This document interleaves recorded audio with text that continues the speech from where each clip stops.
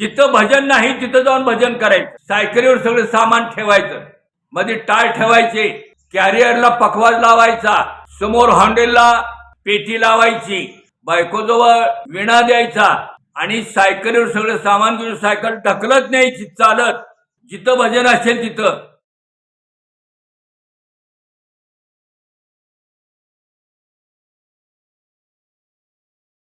संसारी जीवन म्हणजे संसार सर्वांच्या वाट्याला आलेला आहे. जो जन्माला आला तो संसारच करू लागला. संसारी जीवन, जो जन्माला आला तो संसारच करू लागला. आलं लक्षात? एखादा भाग्यवान बाजूला सरकतो आणि लग्न करत नाही. आलं लक्षात? एखादा भाग्यवान, त्याला भाग्यवान म्हणावं. बाकी जेवढे जन्मले तेवढे संसारात गेले, जेवढे जन्मले तेवढे बायकोच्या ताब्यात गेले, जेवढे जन्मले तेवढे बायका लेकरं होई नव. काय कमी पडतंय, काय जास्त होतंय, कधी कमी पडतंय, कधी जास्त होतंय, कधी कमी पडतंय, कधी जास्त होतंय. जास्त झालं की चोर म्हणतात ते आमचं आहे, तुम्ही खाऊन खाऊन उरलेलं ते आमचं आहे म्हणतात. तर आपल्या गैरहजेरीमध्ये चोर येतात आणि ते घेऊन जातात. त्याला संसार म्हणतात. संसार म्हणजे संकटाचं सार जिथं आहे ते. जिथं संकट आहे, संकटाचं सार म्हणजे संसार. आलं लक्षात? अत्यंतिक दुःखाचं ठिकाण म्हणजे संसार. एखादी बिचारी माऊली आपल्या नशिबाने आपल्याला चांगली मिळाली, आपण भाग्यवान. आपल्या पावलावर पाऊल टाकत येणारी ती भाग्यवान ठरतेच पुढं पुढं आणि तिचं आयुष्य चांगलं जातं. पण दुर्भाग्याचं लक्षण तो कोण सांगावं? राग येतो बोललं म्हणजे. आमच्या परमार्थामध्ये भजन कीर्तन करत असताना सगळे करतात आपणही करूया, सगळे जातात आपणही जाऊया मंदिरामध्ये. म्हणून काय लोक येतात आमच्या इथं 3 प्रकारचे लोक आहेत. विणेकरी, टाळकरी आणि मृदंग वाजवणारा. 3 लोक आहेत तर 3 प्रकारचे 3 आहेत. कीर्तनामध्ये विणा घेतो, 2 तास उभा राहतो विणा घेऊन. कीर्तन संपलं, जय विठ्ठल म्हटलं महाराजांनी की तो विणेकरी येतो महाराजाकड. पण आमच्या वारकरी संप्रदायामध्ये क्रमप्राप्त असं आहे की त्या विणेकरीने महाराजांचं दर्शन घ्यावं लागतं. बर का? जो विणेकरी आहे, कीर्तनामध्ये विणा घेऊन उभा आहे, त्यांनी जायचं कीर्तनकार महाराजांचं दर्शन घ्यायचं. आताचे विणेकरी घेत नाही दर्शन, जातात आणि महाराजा पुढे उभा राहतात. महाराजांनी त्यांचं दर्शन घ्यावं लागतंय. आलं लक्षात? कसं मिळायचं सुख, कसं जायचं दुःख. आलं लक्षात? आपल्या महाराष्ट्रामध्ये 3 प्रकारची तिखट आहेत. तिखट, हिरवं तिखट, तांबडं तिखट, काळं तिखट. प्रत्येक जण आपला प्रहार दाखवितो, प्रत्येक जण आपला गुण दाखवितो. बर का? तशी मंडळी गोळा व्हायला लागली तर तसे विणेकरी येतात आणि महाराजांच्या पुढे जाऊन उभा राहतात. महाराजांनी त्यांचं दर्शन घ्यायचं. त्यांना विणा देऊ नये. तिथल्या कर्त्या लोकांनी त्यांनी विणा घेऊ नये. ज्यांना महाराजांचं दर्शन घ्यायचं आहे त्यानेच विणा घ्यावा. एक. दुसरं टाळकरी, चला कीर्तनाला. घरचे विचारतात कुठे निघाले? कीर्तनाला निघालो. घरातले निघत असताना टोपी घडी करून खिशात ठेवतो, आरशापुढे उभा राहतो, कंगव्यानं डोकं विचारतो आणि टोपी न घालता बोडकच कीर्तनाला निघतो. मंदिरात जातो, सगळी लोक गोळा झालेली असतात, टाळकरी, पखवाजवाले, कीर्तनकार. तिथं येतो, ह्याच्या तोंडाकडे बघ, त्याच्या तोंडाकडे बघ, त्याच्या तोंडाकडे बघत बघत बघत बघत महाराजापर्यंत जातो. बोडका, डोक्याला टोपी नाही. आला नमुना, दुसरा नमुना सांगतोय मी. डोक्याला टोपी नाही. ह्याच्याकडे बघ, त्याच्याकडे बघ, ह्याच्याकडे बघ, त्याच्याकडे बघ. जातो महाराजांचं दर्शन घेतो. बोडकत टाळाकडे जातो, टाळ घेतो, टाळ सोडतो, रांगेत उभा राहतो, टाळ गळ्यात अडकावतो. ह्याच्याकडे बघ, त्याच्याकडे बघ. म्हणजे त्याला वाटतं मला कोणीतरी म्हणावं, रे तुझ्या डोक्याला टोपी नाही. मग त्यांनी म्हणल्यानंतर ह्याने त्याला उत्तर देणार कडक भाषेमध्ये, चांगल्या भाषेमध्ये. मी काय कच्च्या गुरूचा चेला नाही हे त्याला सांगायचं असतंय. म्हणून त्याने टोपी घालत नाही. कोणीतरी काहीतरी म्हणेल याची वाट बघत असतो. हा 2 नंबरचा झाला. आता 3 नंबरचा पखवाज. कीर्तनाला पखवाज वाजवतात, माईक घेतात, दोन्हीकडे 2 माईक. जिकडं कणिक लावली जाते धुमपुडा तिकडे एक माईक आणि शाई पुडा तिकडे एक माईक. पखवाजाला 2 ठिकाणी 2 माईक. त्या कीर्तनकारापेक्षा पखवाजाचा आवाज जास्त. घुम घुम सगळ्या मंदिरामध्ये. मग कीर्तन आहे का मृदंग वाजक आहे हे काय कळतच नाही. मृदंग वाजत असेल तर एक स्पेशल कार्यक्रम ठेवावा. तिथल्या कार्यकर्त्यांनी, तिथल्या अध्यक्षांनी, तिथल्या लोकांनी नुसता मृदंग वाजवा. 2 माईक का घेता, 5 माईक घ्या, पण मृदंग वाजवा. कीर्तनात काय लावलंय तुम्ही हे? दोन्हीकडे 2 माईक, आवाज फुल सोडायचा आणि उगं बडबड बडबड बडबडायचं, बडवायचा पखवाज. कीर्तनकाराचा शब्द कानावर पडत नाही, म्हणणाऱ्याचा शब्द कानावर पडत नाही. हे झालं. आता गाणारा कीर्तनात चाल दिली म्हणायला, म्हणजे कीर्तनात म्हणतो सारेगम पदनिसा, सारेगम पदनिसा, सारेगम पदनिसा. अरे काय सारेगम पदनिसा, काय सारेगम पदनिसा कीर्तनात म्हणतो. राग आळवा, राग आळवा चांगला आणि सारेगम पदनिसा. अशी माणसं गोळा झाली आणि इच्छा करतात सुखाची. अंगाभोवतणी सगळं वेटोळं आहे दुःखाचं, इच्छा आहे सुखाची. सुखाची ह्याच्या आयुष्यात कुठंच गाठ पडत नाही. सुखाची आणि ह्याची आयुष्यामध्ये कुठं गाठ पडत नाही. कारण वेटोळं आहे दुःखाचं, इच्छा आहे सुखाची. सुख म्हणजे देव.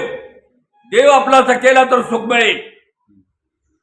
आणि 5 वर्षानं जाणारं जे पद आहे, आमदार, खासदार वगैरे वगैरे, मला काय सांगायचं नाही, पण हे 5 वर्षानं जाणारी पद, त्यासाठी किती सायास आहे, त्यासाठी किती सायास करावा लागतो. नको त्याच्या घरला हेलपाटे, नको ते असो. तेव्हा तसं करण्यापेक्षा देवाला आपलंच केलं तर अविनाशी पद आहे. आलं लक्षात? आयुष्यभर कोण ऊट म्हणत नाही तिथं. असा असणारा ईश्वर त्या देवाला आपलंसं करावं. दुःख नाहीच होईल आणि सुखाची प्राप्ती होईल. सुख सर्वांना पाहिजे, पण प्रयत्न कोणच करी नाही सुखासाठी. आलं लक्षात? सुखी जीवन कुणाचं आहे कुणालाच माहित नाही.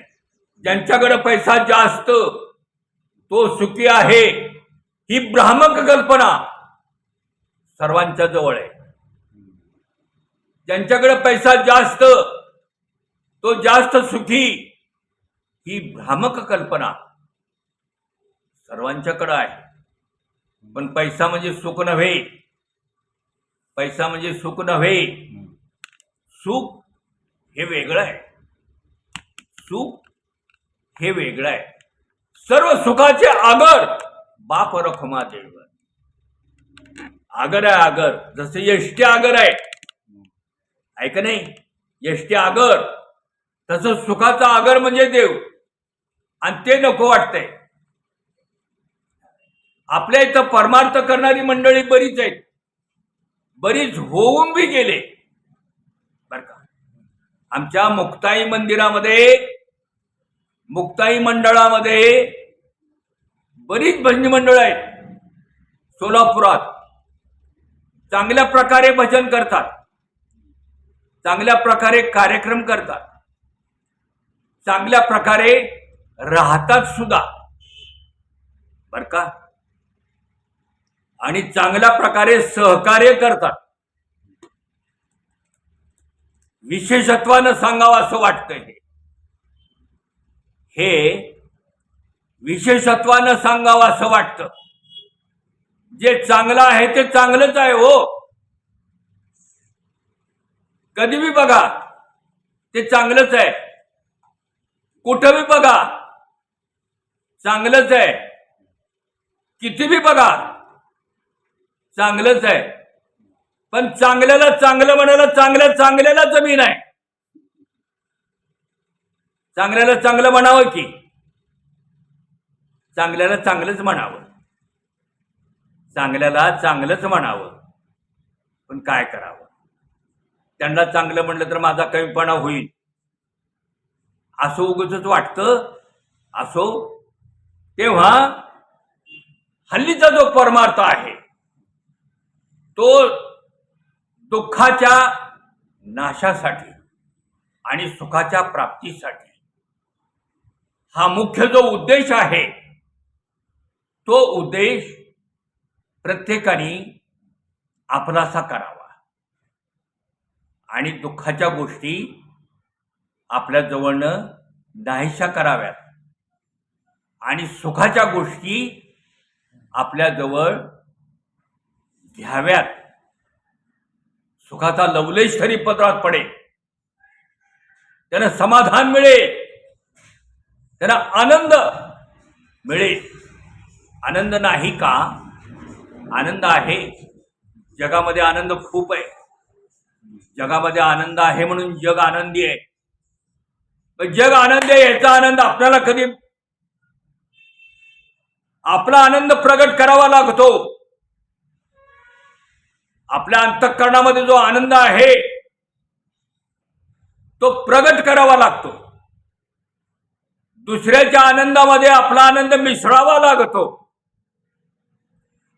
तेव्हा आपण सर्वजण आनंदी आहोत याची अनुभूती येते. आपण सर्वजण आनंदी आहोत याची अनुभूती येते. पण माणसं आनंदच व्यक्त करत नाही,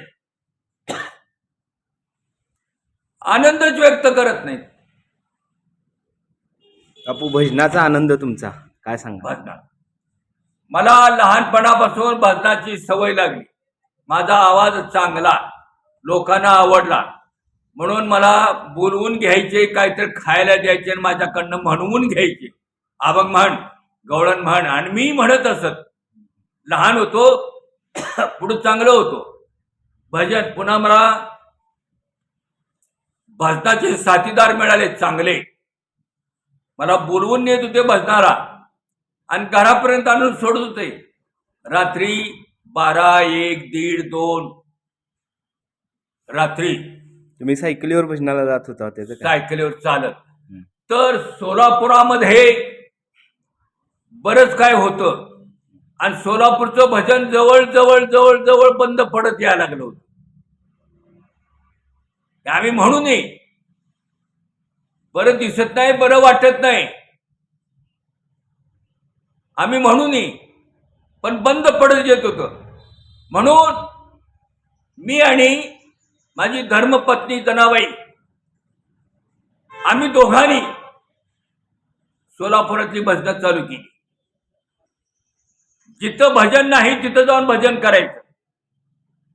सायकलीवर सगळं सामान ठेवायचं, मध्ये टाळ ठेवायचे, कॅरियरला पखवाज लावायचा, समोर हँडलला पेटी लावायची, बायकोजवळ विणा द्यायचा आणि सायकलीवर सगळं सामान घेऊन सायकल ढकलत न्यायची चालत. जिथं भजन असेल तिथं, जिथं म्हणजे कुठं कुमटे नाका, उत्तर सोलापूर तालुका, तिथपर्यंत चालत जात होतो भजनाला आणि चालत येत होतो भजनाला. इकडं देगावच्या पलीकडे बसांना त्याच्या पलीकडं चालत जायचं. पहाटे 3 वाजायच्या घरी यायला तरी भजनाला जात होतं. चालत जायचं आणि चालत यायचं. त्यावेळेला रिक्षा कमी होत्या पण होत्या. आम्ही रिक्षाची वाट बघितली नाही, रिक्षा कोणालाही मागितली नाही. काही ठिकाणी आलेले रिक्षा परत केले आम्ही चालत जातो, आम्हाला रिक्षा नको. इतक्यापर्यंत निष्काम सेवा केली आम्ही, निष्काम सेवा केली. आता निष्काम सेवा दिसत नाही. निष्काम सेवा भगवंताच्या चरणावर रुजू होते. आपण केलेली सेवा देवाच्या चरणावर जावी, रुजू व्हावी, हीच सदिच्छा जीवनामध्ये असावी,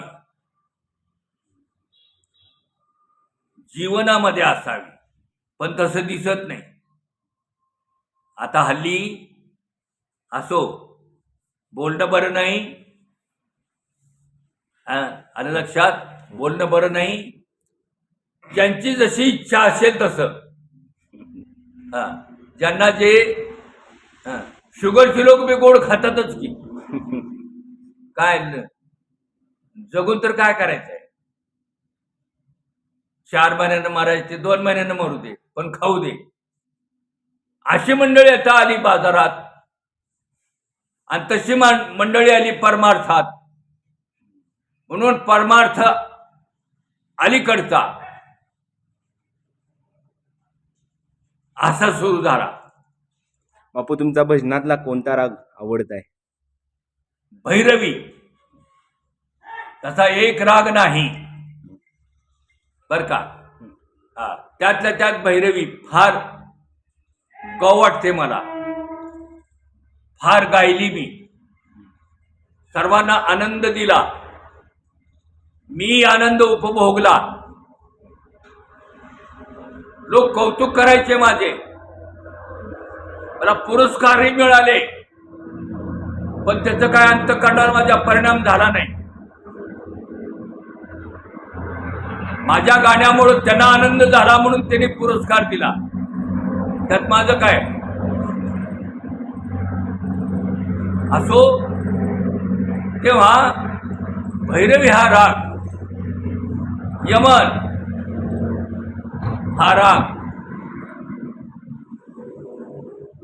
तेव्हा भैरव, भैरवी, तोडी, यमन वगैरे हे जे राग आहेत फार सुंदर राग आहेत.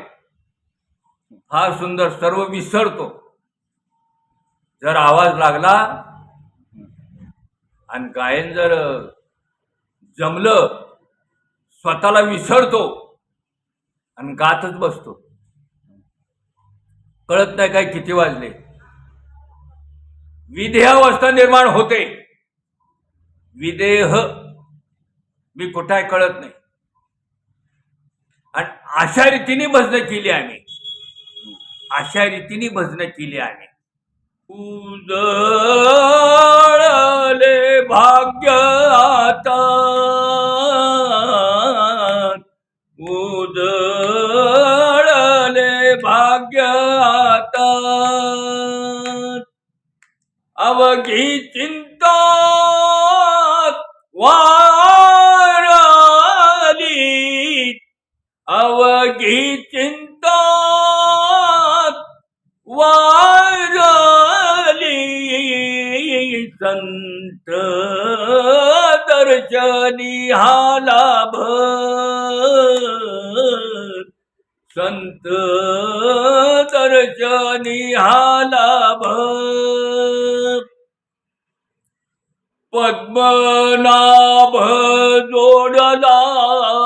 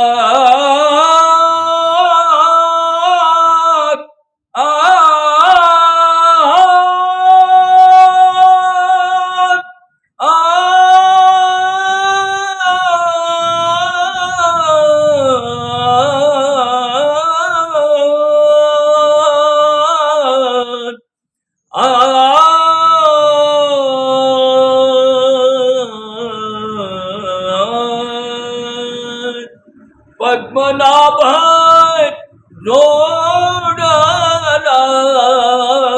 संत दर्शनी हालाभ संत दर्शनी हालाभ अशा रीतीने साहित्य असलं पखवाज टाळ वगैरे गाणारे साथीदार थोडस तरी सुद्धा भैरवी भैरव तोडी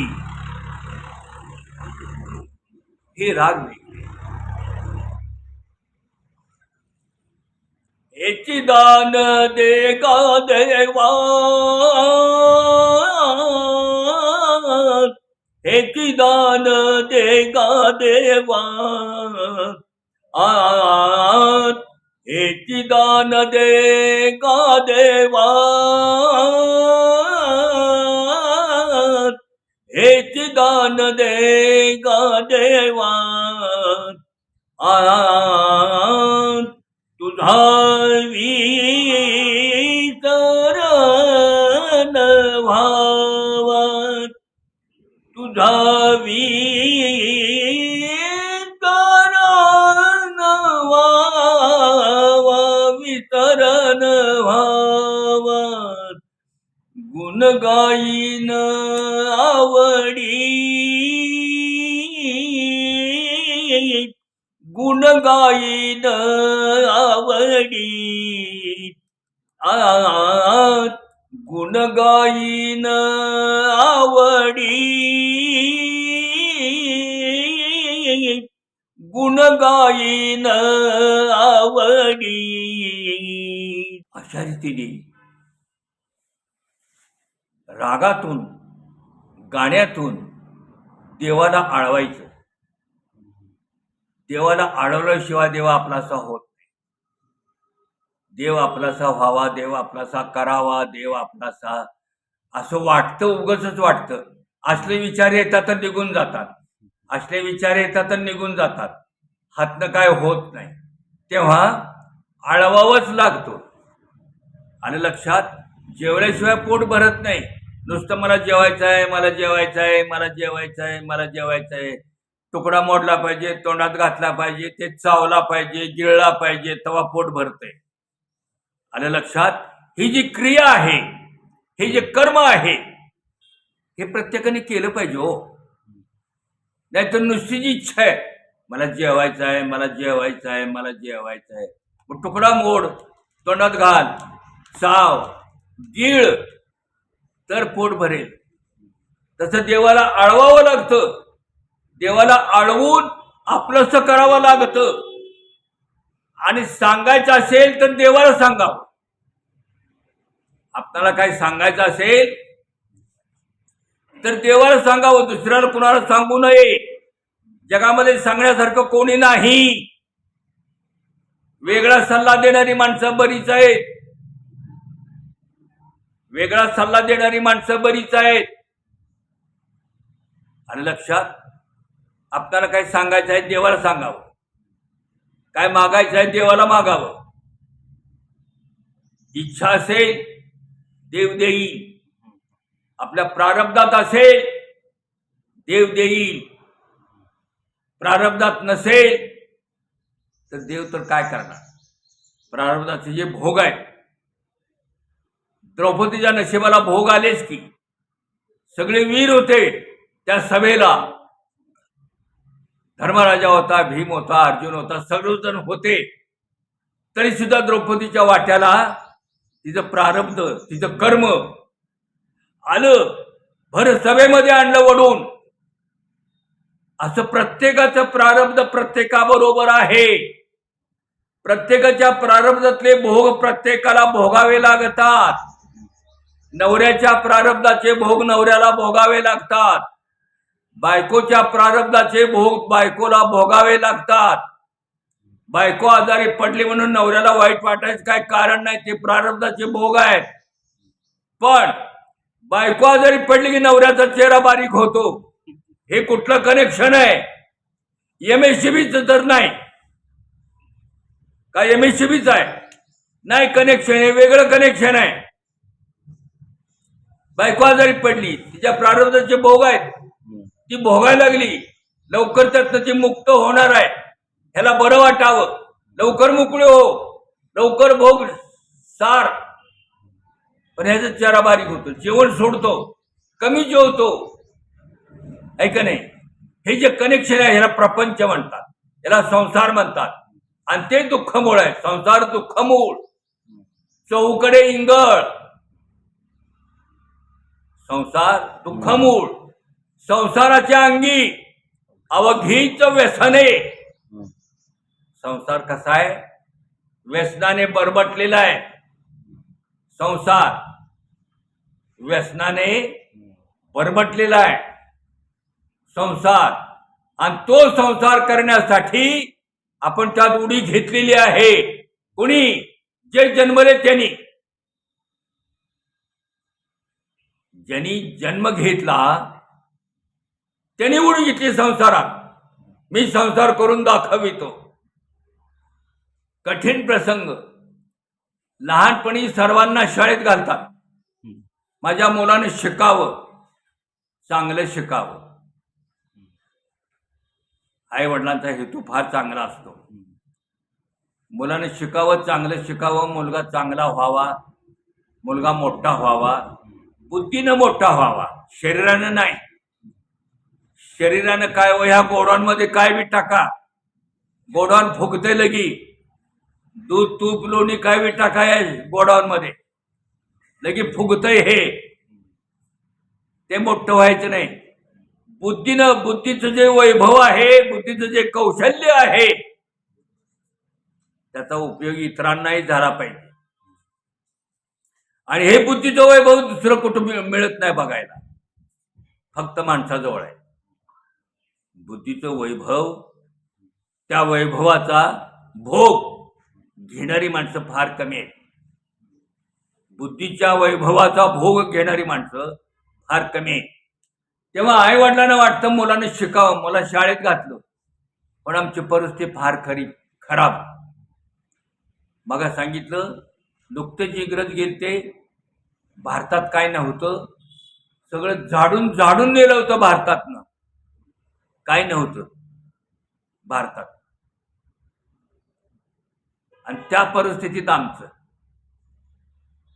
घरची परिस्थिती, वहीला पैसे मिळत नव्हते, पेन्शन पाटी, शीस पेन्सिल मिळत नव्हती.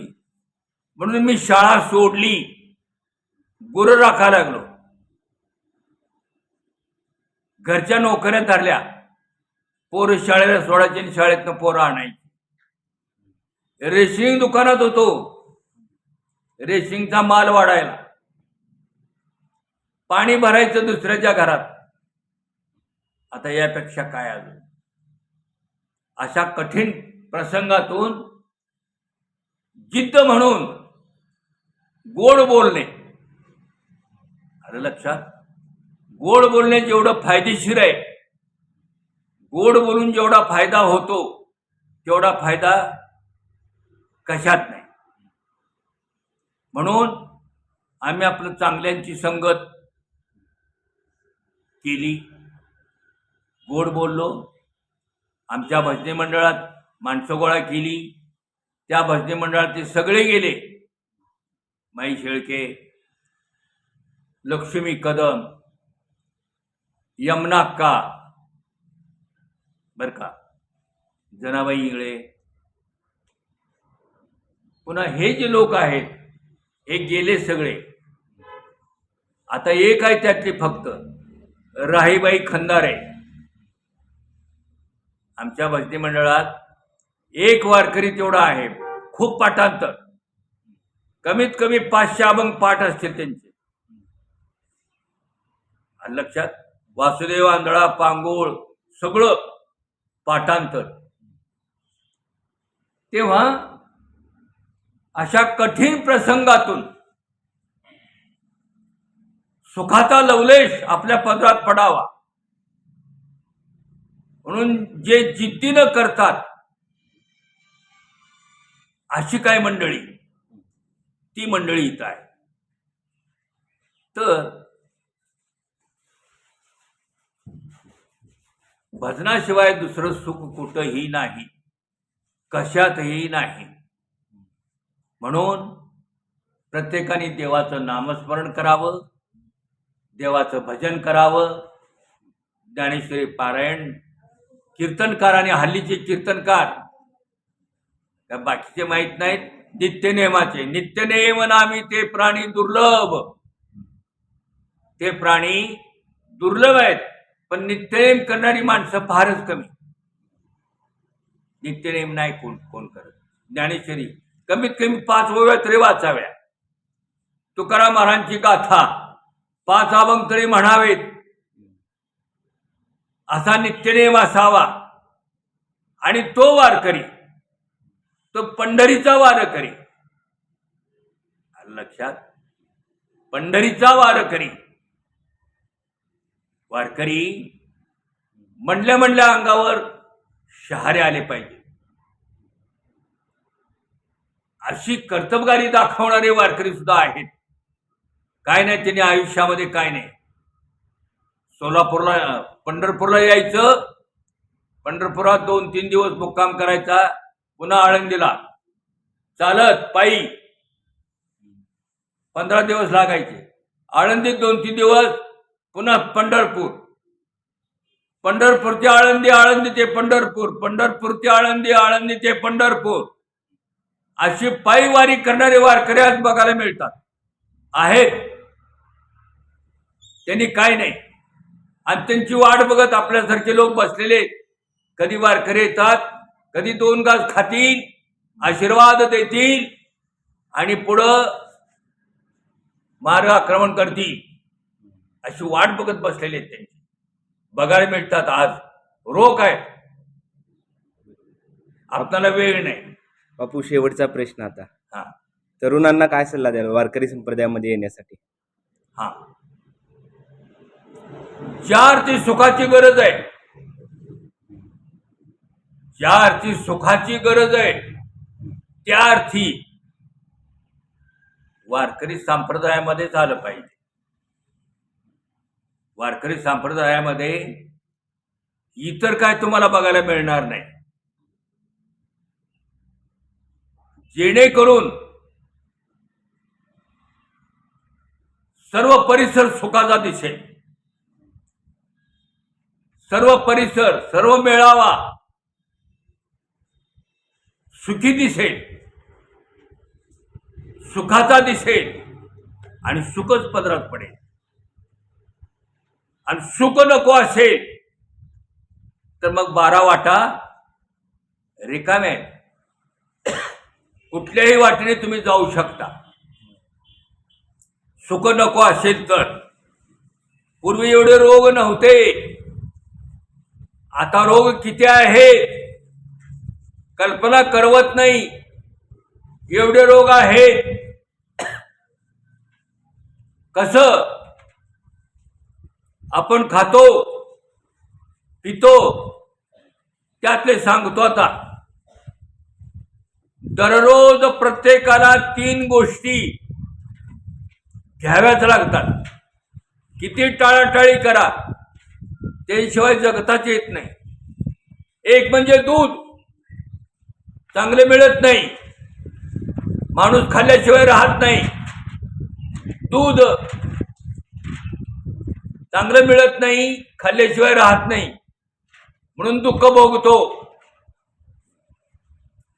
दुसरी गोष्ट गोड तेल चांगलं मिळत नाही, खाल्ल्याशिवाय राहत नाही, म्हणून दुःख भोगतो. गोड तेल चांगलं मिळत नाही, खाल्ल्याशिवाय राहत नाही, म्हणून दुःख भोगतो. 2 झालं. तिसरं पाणी चांगलं मिळत नाही, पिल्याशिवाय राहत नाही. पाणी चांगलं मिळत नाही, पिल्याशिवाय राहत नाही, म्हणून दुःख भोगतो. दररोज दुःखाचं सेवन होतं आणि म्हणून वारकरी संप्रदायामध्ये प्रवेश करावा. वारकरी संप्रदायामध्ये काय खावं आणि काय खाऊ नये, काय बोलावं काय बोलू नये, कुठं बसावं कुठं बसू नये, हे सगळं शिक्षण मिळतं. म्हणून दुःख नाहीच होतं आणि सुखाची प्राप्ती होते. ज्यांना दुःख नकोय आणि सुख हवाय त्यांनी वारकरी संप्रदायामध्ये प्रवेश करावा ही नम्र विनंती.